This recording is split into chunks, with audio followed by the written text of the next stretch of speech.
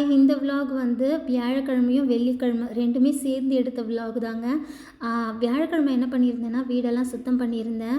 ஏன்னா வெள்ளிக்கிழமை வந்து ஆடி பிறக்குது இல்லையா, சரி கொஞ்சம் வீடெல்லாம் சுத்தம் பண்ணி வச்சுக்கலாம், ஈஸியாக இருக்கும் வெள்ளிக்கிழமை பூஜை பண்ணுறதுக்குன்னு சொல்லிட்டு வியாழக்கிழமை ஸ்கூல்லாம் பசங்க கிளம்பி போனதுமே நான் வீடு க்ளீன் பண்ணுற வேலையை ஸ்டார்ட் பண்ணிட்டேங்க. இங்கே ரொம்ப ஒட்டடை சேரும், என்னன்னே தெரியல. ஏன்னா இங்கே ஓப்பன் பிளேஸ் இருக்குது இல்லையா, அதனால் கூட இருக்கலாம். ஸோ ரொம்ப ஒட்டடை சேரும், அதுவும் இல்லாமல் ரொம்ப டஸ்ட்டாகவும் இருக்கும். நம்ம ரிவர்ஸ் படி க்ளீன் பண்ணிக்கிட்டே இருக்கணும். கொஞ்சம் விட்டுட்டாலும் நம்மளுக்கு டஸ்ட்டு ரொம்ப ஃபார்ம் ஆகிற மாதிரி இருக்குங்க வீடு ஃபுல்லாமே. அதுவும் இல்லாமல் குளவி வேறு வந்துடும். குளவி தெரியுங்களா, அதுவும் வந்து இங்கே கூடு கட்ட ஆரம்பிச்சிடுங்க. அதாலேயே ரொம்ப கஷ்டம் எனக்கு. சரி, அதனால் க்ளீன் பண்ணிக்கிட்டே இருப்பேன். சரி, ஃபஸ்ட்டு பூஜை வேலை பார்க்கலாம் அப்படின்னு சொல்லிட்டு பூஜை ஸ்டாண்டெல்லாம் சுத்தப்படுத்திட்டேன். இங்கே கொஞ்சம் ப்ரெஷ் போட்டு க்ளீன் பண்ணனா அந்த எண்ணெய்லாம் இருக்கும் இல்லையா, கரை, அதெல்லாம் போகும் அப்படின்னு சொல்லிட்டு தான் எப்போவுமே நான் சாமிக்குன்னு தனியாக ஒரு சோப்பு பாக்ஸ் வச்சுருப்பேன். அதை போட்டு தான் ஃபஸ்ட்டு க்ளீன் பண்ணிவிடுவேன். வருஷத்தில் இங்கே ஒரு 6-7 வாட்டியாவது க்ளீன் பண்ணிடணும். மாதத்துக்குன்னு பார்த்தா ஒரு 2 வாட்டினா க்ளீன் பண்ணணும். அப்போ தான் கொஞ்சம் நல்லா இருக்குங்க, இல்லைன்னா ரொம்ப கஷ்டமாக இருக்கும்.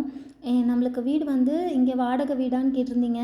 வாடகைலாம் இல்லைங்க, பாஸோட வீடு தான். இங்கே நம்ம ஒர்க் பண்ணுற வரைக்கும் இங்கே தங்கிக்கலான்னு சொல்லி இந்த வீடு கொடுத்துருக்காங்க. இங்கே எல்லார் வீடும் இப்படி தான் இருக்குமான்னு கேட்டால் இல்லைங்க. பாஸ் வீடுலாம் ரொம்ப பெரிய வீடு, நம்ம ஊர்லலாம் இருக்கும் இல்லையா, அந்த மாதிரி ஒரு பில்டிங் டைப்பான வீடு தான். அதுவும் இல்லாமல் வெளியிலலாம் நிறைய வீடு நல்லா இருக்குங்க. இங்கே வந்து பேக் சைட்லாம் இங்கே ஒர்க் பண்ணுறவங்களுக்குன்னு கட்டியிருக்காங்க, அதனால் இப்படி கொஞ்சம் இருக்குது. பட் இதுவும் நல்லா தான் இருக்குது, ஒன்றும் பிரச்சனை இல்லை. எனக்கு இந்த வீடு மாடல் ரொம்ப பிடிக்கும். ஒரு மாதிரி விண்டேஜ் ஸ்டைலில் இருக்கிறனால வீடெல்லாம் க்ளீன் பண்ணி பூஜை வேலைலாம் நான் பண்ணி முடிச்சிட்டேன்னா பசங்க வர்றதுக்குள்ளே கரெக்டாக இருக்கும். அதனால தான் ஃபஸ்ட்டு நான் பூஜை வேலையெல்லாம் பார்த்துட்ருந்தேன். நம்ம வீட்டில் வேலை பார்க்குற சூசியும் வேறு இடத்துக்கு கிளம்பி போயிட்டாங்க. இப்போ அதுவே எனக்கு ஒரு மாதிரி போர் அடிக்குது. ஏன்னா அவங்க இருந்தாங்கன்னா வேலை செய்கிறதுக்காக இல்லை, என்கிட்ட கொஞ்சம் பேசுவாங்க, கொஞ்சம் டைம் போகும், பேசிக்கிட்டே நானும் அவங்க கூட சேர்ந்து ஷேர் பண்ணி வேலை செய்வேன். இப்போ யாருமே இல்லை, நாம் மட்டும்தான் இருக்கோம். பக்கத்தில் இருக்கவங்களாம் ஜென்ஸ் இருக்காங்க. சீசன் முடிஞ்சதும் அவங்களும் கிளம்பிடுவாங்க. சீசன் இருக்கிற வரைக்கும் இருப்பாங்க, அதுக்கப்புறம் அவங்களும் கிளம்பி போயிடுவாங்க. ஒரு மாதிரி சைலண்ட்டாக தான் இருக்கும். சீசன் டைமில் கொஞ்சம் மிஷின்லாம் ஓடுற சவுண்டு கேட்கும், அதனால் ஓகேவாக இருக்குங்க. ஃபஸ்ட்லாம் சீசன் இல்லாத டைமில் அது கூட கேட்காது, ஒரு மாதிரி சைலண்ட்டாக இருக்கும். பசங்க ஸ்கூல் போனதும் எனக்கு ரொம்ப போர் அடிக்கும், டைம் போகிறதே தெரியாது. ஸோ அப்படியே ஆரம்பித்தது தான் இந்த யூடியூப் கூட. இந்த யூடியூப் ஆரம்பிச்சனால எனக்கு கொஞ்சம் டைம் போதுங்க. ஏன்னா எடிட் பண்ணுறது, வீடியோ எடுக்கிறதுன்னு கொஞ்சம் நல்லா கொஞ்சம் டைம் போகிற மாதிரி கொஞ்சம் பிரச்சனை இல்லாமல் இருக்குது, கொஞ்சம் நல்லா பசங்களுக்கு ஃபீல் ஆகுது. ஸ்கூலில் இந்தியன் ஃப்ரெண்ட்ஸ் யாராவது இருப்பாங்களான்னு கேட்டிருந்தீங்க. அந்த மாதிரிலாம் யாரும் இல்லைங்க. தான்சானியா பீப்புள்ஸ் தான் இருக்காங்க, பசங்க தான் இருக்காங்க. பெரியவ கிளாஸில் மட்டும் பாகிஸ்தான்லேருந்து ஒரு பொண்ணு படிக்கிறாங்க. அவங்களோட ஃபேமிலி இங்கே தான் இருக்காங்க. அவங்களுக்கு ஒரே பொண்ணு தான், என்னோடய பெரிய பொண்ணோட கிளாஸில் தான் படிக்கிறாங்க. நிறைய வீடியோவில் சொல்லியிருப்பேன். அதனால் பசங்களுக்கும் கொஞ்சம் கஷ்டம் தான், பூஜாக்கெலாம் ரொம்ப கஷ்டம். இந்தியாவில் இருக்கும்போது நிறைய பசங்க ஃப்ரெண்ட்ஸாக இருப்பாங்க, இங்கே இருக்கும்போது யாருமே இல்லை, நெய்பர்ஸ் கூட யாரும் இல்லைன்னு சொல்லிட்டு 2 பேருக்குமே டைம் போகாதுங்க. நம்மளை தான் வந்து தொல்லை பண்ணிக்கிட்டே இருப்பாங்க. என்ன மம்மி இங்கே டைமே போகல, நம்ம இந்தியாவுக்கு போகலாமா அப்படின்னு சொல்லி வந்த புதுசுலலாம் ரொம்ப தொல்லை பண்ணிகிட்டே இருந்தாங்க. இப்போ வளர்ந்துட்டாங்க, கொஞ்சம் தெரியுது அவங்களுக்கு சுச்சுவேஷன், அதனால் கொஞ்சம் சைலண்ட்டாக போயிட்டுருக்காங்க. ஹஸ்பண்ட் வந்து வேலை இல்லைன்னா முக்கால்வாசி வீட்டில் தான் இருப்பார்.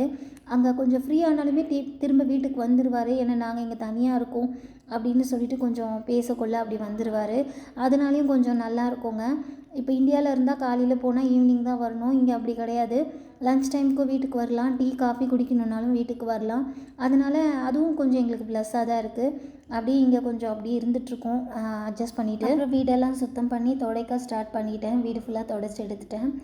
கழுவித்தலெல்லாம் இங்கே தரையில் கழுவித்தல்னால் இன்னும் நல்லாயிருக்கும், ஆனால் தண்ணி போகிறது கொஞ்சம் கஷ்டமாக இருக்கும். அதனால் வீடெல்லாம் நான் சுத்தமாக துடைச்சி எடுத்துருவேன் எப்போவுமே. இங்கேயும் பாம்புலாம் வருங்க, சம்டைம்ஸ் பாம்புலாம் வர்றதுக்கு வாய்ப்பு இருக்குது, நானே பார்த்துருக்கேன். பட் நம்ம வீடு கிட்ட அதிகமாகலாம் வராது, கொஞ்சம் அந்த கிராஸஸ் இருக்கு இல்லையா, அந்த சைடு தான் வரும். அதனாலே எனக்கு கொஞ்சம் பயம். கீழே வந்து பொருளுங்க அதிகமாக வச்சுருக்க மாட்டேன், அடைக்கிற மாதிரி கொஞ்சம் கேப் இருக்க மாதிரி தான் பார்த்துப்பேன். அதிக பொருள் இருந்தால் கொஞ்சம் பயப்படுவேன் நான், அதனால தான். இங்கே எப்படி நான் இங்கே இவ்வளோ நாள் இருக்கேன் அப்படின்றது, இப்படி இருக்கேன்ட்டு நிறைய பேர் கேட்குறீங்க. அட்ஜஸ்ட் பண்ணிகிட்டு இருக்கிறேங்க, அவ்வளோதான் சொல்ல முடியும். எனக்கும் ஒரு சிலதெல்லாம் இப்படி இருக்கணும் அப்படி இருக்கணும்னு ஆசை இருக்கும் இல்லையா, பட் என்ன பண்ணுறது, இங்கே இப்படி இருக்குது, அட்ஜஸ்ட் பண்ணிகிட்டு இருக்கலாம் அப்படின்னு சொல்லிட்டு இருந்துகிட்ருக்கேன். லைஃப்பில் வந்து நிறைய ப்ராப்ளம்ஸ் எல்லாம் பார்த்துருக்கோம் நம்ம, அதை விட இது ரொம்ப பெரிய விஷயமா தெரியாது கம்பேர் பண்ணும்போது. ஸோ அதனால் எனக்கு கொஞ்சம் கஷ்டம் தெரியல. இப்படி அட்ஜஸ்ட் பண்ணிகிட்ருக்கேன். பெரியவளோட ஸ்டடீஸ்லாம் போயிட்டுருக்கு. அதுக்கப்புறம் தான் நம்ம இந்தியா வர்றதெல்லாம் யோசிக்கணும். எப்போ இந்தியா வருவீங்கன்னு கூட நிறைய பேர் கமெண்ட்டில் கேட்குறீங்க. இப்போதைக்கு அதை பற்றி எதுவுமே எனக்கு தெரியலங்க. ஹஸ்பண்ட் என்ன முடிவு எடுக்கிறாங்கன்ட்டு. இன் ஃப்யூச்சரில் எது வேணாலும் நடக்கலாம். பட் இது டெம்பரவரி தான் அப்படின்றது என் மைண்டில் எப்போவுமே இருக்கும். ஏன்னா நம்ம இருக்கிறது எங்கேயுமே பர்மனெண்ட் கிடையாது. எல்லா இடமும் டெம்பரவரி தான். அதனால தான் நான் யோசிக்கிறேன். பாஸை பொறுத்தவரையும் ரொம்ப நல்லவங்க தாங்க. நல்லா பழகுவாங்க நம்மக்கிட்ட. இந்த ஊரில் நிறைய பேர் நல்லா பழகுவாங்களா, அவங்களுக்கு பயமா இல்லையான்லாம் கேட்குறீங்க. எல்லாருமே நல்லா பழகுவாங்கன்னும் பொய் சொல்ல முடியாது. ஒரு சில பேர் நல்லா பழகுவாங்க. ஒரு சில பேர் கொஞ்சம் டிஃப்ரெண்ட் இருக்க தான் செய்யும் இல்லையா? நம்ம ஊர்லேயே அப்படி தானே. ஸோ அதை நான் கண்டுக்க மாட்டேன். யார் நல்லா பேசுகிறாங்களோ அவங்களுக்கு ரிப்ளை கொடுப்பேன், அவ்வளோதான். சில பேர் நல்லா பேச மாட்டாங்க. சில பேர் வந்து நல்லா பேசுவாங்க. அந்த மாதிரி தாங்க இங்கே நிறைய பேர் இருக்காங்க. பக்கத்தில் ஒரு ஹிந்திக்காரங்க ஃபேமிலி இருந்தாங்க. அவங்க இருக்கிற வரைக்கும் கொஞ்சம் கஷ்டம் தெரியல. ஏன்னா ஒரு 2 வருஷம் கிட்ட மேலேயே இருந்தாங்க. 2.5 வருஷம் கிட்டேயே இருந்தாங்க அவங்க. நல்லா பழகக்கொள்ள இருந்தாங்க. இப்போ அவங்களும் வேறு இடம் மாறி போயிட்டாங்க. ஸோ நம்ம மட்டும்தான் இருக்கோம்.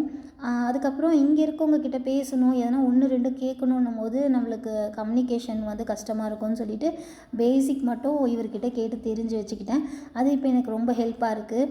யாராவது லேடிஸ் இங்கே வேலை செய்கிறவங்க கிராஸ் பண்ணாங்கன்னா நான் விடுறதில்லை. இப்போல்லாம் கூப்பிட்டு கொஞ்சம் நேரம் உட்கார வச்சு பேசிட்டு தான் இருக்கேன்.